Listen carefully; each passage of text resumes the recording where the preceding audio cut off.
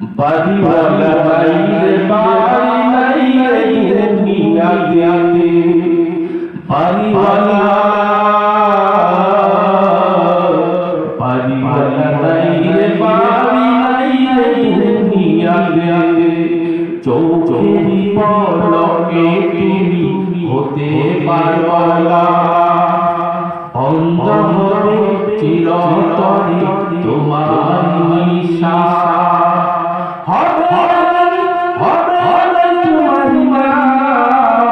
মসজিদের মাইকে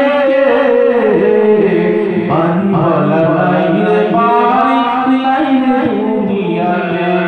কুলিয়াল কুরআন ফাসতামিউ লাহু ওয়া আনসিতু লাআল্লাকুম তুরহামুন। যখন কোরআনের আলোচনা করা হয় আশেপাশে কোনো হট্টগোল করা যাবে না, আশেপাশে কোনো কথা বলা যাবে না, চুপ করে শুনতে হবে, চুপ করে খুব মনোযোগ সহকারে শুনতে হবে। লাআল্লাকুম তুরহামুন, তাহলে রহমত প্রাপ্ত হব আমরা, রহমত বর্ষিত হবে। কোনো কথা বলা যাবে না, কোরআন হাদিসের আলোচনা চললে কোনো কথা বলা যাবে না, চুপ করে শুনতে হবে। ইন্নামাল মুমিনুনাল্লাযীনা ইযা যুকিরাল্লাহু ওয়াজিলাত কুলুবুহুম ওয়া ইযা তুলিয়াত আলাইহিম আয়াতুহু যাদাতুহু ঈমানা। আল্লাহু আকবার, জোরে সোরে বলেন আল্লাহু আকবার। মুমিনের অন্তর তো যখন আল্লাহর নাম লওয়া হয় মুমিনের অন্তরটা প্রকম্পিত হয়ে যায় ভয়ে। ওয়া ইযা তুলিয়াত আলাইহিম আয়াতুহু যাদাতুহু ঈমানা, আর কোরআন হাদিসের আলোচনা হলে তাদের ঈমানটা বৃদ্ধি পায়, ঈমান বৃদ্ধি পায়। প্রিয় ভাইরা খুব মনোযোগ, আমার আল্লাহ বনি ইসরাইলের 23-24 নম্বর আয়াতে উল্লেখ করেন, ওয়া কাদা রাব্বুকা আল্লা তা'বুদু ইল্লা ইয়াহু ওয়া বিল ওয়ালিদাইনি ইহসানা। আমার আল্লাহর প্রথম নির্দেশ হলো ইবাদত করবা আমার, শুধুমাত্র কেবলমাত্র আমি আল্লাহ, আমার ইবাদত করবা, আর কারো ইবাদত করা যাবে না, যাবে না, যাবে না, যাবে না। আমার সাথে কোনো শরীক করা যাবে না, আমার সাথে অংশীদার করা যাবে না, শুধুমাত্র কেবলমাত্র আমার ইবাদত করবা। কার ইবাদত করব? আল্লাহর ইবাদত করবা। 2 নম্বর বলা হয়েছে ওয়া বিল ওয়ালিদাইনি ইহসানা, পিতামাতার ইহসান করবা, পিতামাতাকে ইহসান করবা, পিতামাতাকে অবজ্ঞা করা যাবে না। আমরা খুব মনোযোগ, আমরা যারা নামাজ পড়ি, রোজা রাখি, হজ করি, যাকাত করি, এই সমস্ত ইবাদতগুলো ফরজ ফরজ ফরজ, কিন্তু আমরা জানি না পিতামাতার হুকুম মানা ফরজ। পিতামাতাকে তুচ্ছ তাচ্ছিল্য করা যাবে না, এদের সাথে সুন্দর মূলক আচরণ করতে হবে, এটা আল্লাহর নির্দেশ। এই নির্দেশ পালন করা ফরজ ফরজ ফরজ। হে যুবক ভাইরা, খুব মনোযোগ সহকারে এই আলোচনাটা শুনতে হবে।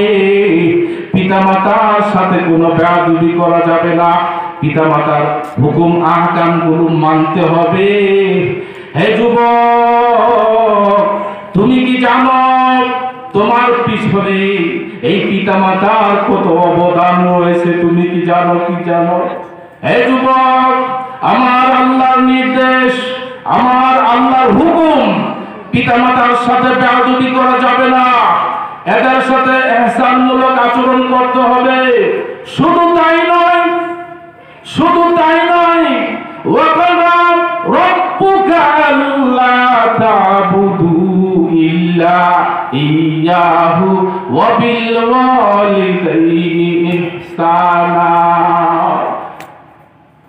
إما يبلغن عندك الكبر أحدهما أو كلاهما فلا تقل لهما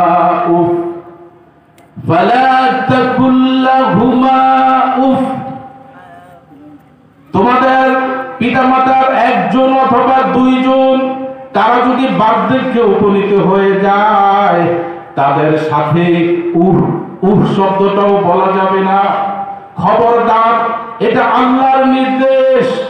এটা কার নির্দেশ? আল্লাহর নির্দেশ। পিতামাতার সাথে সুন্দর আচরণ করতে হবে রে যুবক। তুমি কি জানো তোমার পিতামাতা কত অমূল্য সম্পদ? যার পিতামাতা নাই সে জানে তার কি সম্পদ নাই। যার পিতামাতা নাই সে জানে তার কত বড় সম্পদ সে হারিয়ে ফেলেছে। পিতামাতা এমন এক অমূল্য সম্পদ, এমন এক অমূল্য সম্পদ, যে সম্পদ তুমি টাকার বিনিময়ে অর্জন করতে পারবা না। হে যুবক, যার পিতা নাই, পিতা কত পরিশ্রম করে আমি যুবক আমাকে এই পর্যন্ত আনতে, আমার পিতার কত শরীরের ঘাম, কত পরিশ্রম করেছে আমার প্রতি। আমি কি যুবক জানি? আমি কি জানি আমার পিছনে আমার পিতার কি পরিশ্রম? সকালবেলা খালি পেটে বের হয়, সারাদিন আমার জন্য, এই ফ্যামিলির জন্য পরিশ্রম করে যায়। এই ফ্যামিলির জন্য শরীরের সমস্ত ঘাম আমার পিতা আমাকে মানুষ করার জন্য। সে পিতা চলে গেছে, পিতার কথা মনেও করি না। আমি আজকে যে সম্পদের মালিক, আমি আজকে যেই বাড়ির মালিক, এই বাড়ি আমার পিতায় করে দিয়ে গেছিল। পিতা বাড়ির মালিক ছিল একদিন, বাড়িওয়ালা চলে গেছে, এখন আমি বাড়ির মালিক। বাড়িওয়ালা নাই রে, বাড়ি নাই রে দুনিয়াতে। বাড়িওয়ালা নাই রে, বাড়ি নাই রে দুনিয়াতে। চোখেরই পলকে তুমি হতে পারো লাশ, বন্ধ হবে চিরতরে তোমার নিঃশ্বাস। হবে এমন তোমার নাম মসজিদের মাইকে। বাড়িওয়ালা নাই রে, বাড়ি নাই রে দুনিয়াতে। বাড়িওয়ালা চলে গেছে, আমি বাড়ির মালিক হয়ে গেলাম। আমার পিতার কথা আমি এখন আর মনে করি না। হে যুবক, তোমার সমস্ত ইবাদত ধ্বংস হয়ে যাবে তুমি যদি পিতামাতার সাথে খারাপ ব্যবহার করো, পিতামাতার সাথে যদি তুমি ভালো আচরণ না করো। তোমার সমস্ত ইবাদত ধ্বংস। তোমার জান্নাত তোমার কপালে নাই। তুমি যত ইবাদত করো, তুমি যত জান সদকা যাই করো না কেন, পিতা মাতা যদি তোমার উপর অসন্তুষ্ট থাকে, হে যুবক, তুমি কি জানো তোমার মা তোমার জন্য কত পরিশ্রম করেছে, কত কষ্ট করেছে? عن أبي هريرة رضي الله تعالى عنه أنه قال قال رسول الله صلى الله عليه وسلم جاء رجل إلى النبي من أحق الناس بحسن الصحابة يا رسول الله আমার প্রতি কার বেশি হক, আমি কার বেশি ইবাদত করব, আমি কার বেশি হুকুম আহকাম মানব, আমার প্রতি কার বেশি হক আছে? ইয়া রাসূলুল্লাহ আপনি বলেন, ইয়া রাসূলুল্লাহ আপনি বলেন। আমার নবী, মায়ের নবী বলে দিল আম্মুকা, তোমার মা। সুম্মা মান, তারপর কে? তারপর আম্মুকা তোমার মা, তারপর কে? তারপর আম্মুকা তোমার মা, তারপর আবুকা তোমার পিতা। তিনবার আমার মায়ের কথা বলে দিলেন। হে যুবক, কেন বললেন জাননি জাননি জাননি? তিনবার আমার মায়ের কথা বললেন, কেন বললেন জাননি? তিনবার বলার কারণ হলো আমার মা আমাকে হামালাতুহু উম্মুহু, এক নম্বর আমাকে গর্ভে ধারণ করছে। আমার মা কত কষ্ট করে আমাকে গর্ভে ধারণ করেছে, 10 দিন 10 মাস 10 দিন। তুমি কি জানো হে যুবক, এই গর্ভে আমি কত কত লাথি মেরেছি মার শরীরে, আমি কত লাথি মেরে মার ঘুমকে আমি হারাম করে দিয়েছি। সে মার কথা আজকে আমি মনে করি না, মার কথা আমি মনে করি না। আমি বউয়ের পাগল হয়ে গেছি, মাকে আমি গলায় ধরি না।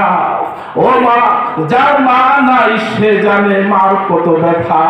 মা চলে গেছে, মার কথা মনে করি না।